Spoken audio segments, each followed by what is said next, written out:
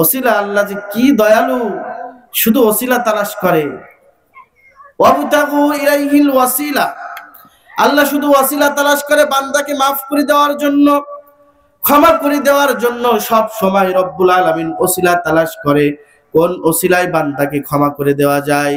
ওই যে একটা বেশ্যা মহিলা দীর্ঘদিন পর্যন্ত খারাপ কাজ করেছে, অন্যায় করেছে, ওই মহিলা দীর্ঘদিন পর্যন্ত বেশ্যা যাকে বলে, নিজের শরীর বিক্রি করে টাকা উপার্জন করেছে, নিজের শরীর বিক্রি করে টাকা উপার্জন করছে, জাহান্নামের ফয়সালা হয়ে গেছে, সে সবচেয়ে বড় অপরাধী। কিন্তু মরুভূমি দিয়ে যাওয়ার সময় একটা কুকুরের জিহ্বা বাহির হয়ে গেছে পানির পিপাসার জন্য। ওই মহিলা সোয়াবের জন্য করেনি, শুধু কুকুরের প্রতি তার মায়া লেগেছে, তাই তার পা থেকে ওই মোজাটা খুলে, শরীর থেকে ওড়নাটা খুলে, নিচু কূপ থেকে পানি তুলে কুকুরকে পান করিয়েছে। রব্বুল আলামিন ওই যুগের নবী মুসাকে বলে, তাকে তওবা পড়াও, তার জীবনের সমস্ত গুনাহ আমি ক্ষমা করে দিয়েছি। রব্বুল আলামিন ওসিলা তালাশ করে। ওয়াজ কিন্তু শুরু হয়ে যায়নি, আমি এই যে শুরু থেকে একটু বলছি আর কি, যে এর ফায়দা ফজিলাত বোঝাচ্ছি।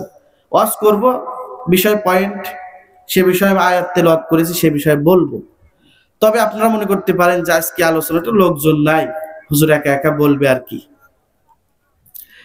আল্লাহ তাআলা কবুলিয়াত লাগবে, কবুলিয়াত হতে গেলে বেশি লোক সংখ্যকের দরকার হয় না, ঠিক আছে? 313 জন সাহাবী নিয়ে বিজয় হয়েছে না?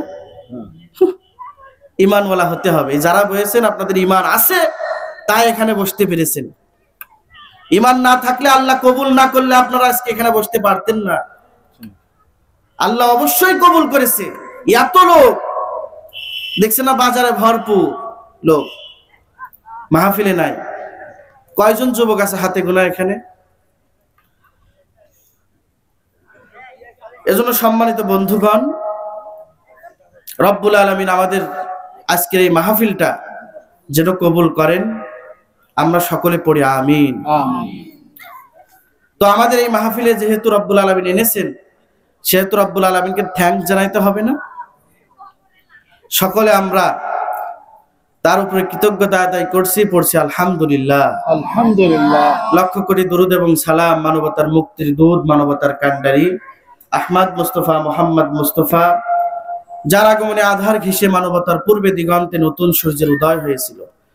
মানুষের মুক্তির জন্য মানুষের হাতে যে নবী তায়েফের জমিনে রক্ত ঝরিয়েছিলেন, সে নবী মোহাম্মদ, যিনি না আসলে পৃথিবী ধারাপৃষ্ঠে কোনো কিছুই সৃষ্টি হতো না, সে নবীর উপরে আমরা সকলে দরুদ পেশ করছি, সকলে পড়ছি সাল্লাল্লাহু আলাইহি ওয়াসাল্লাম।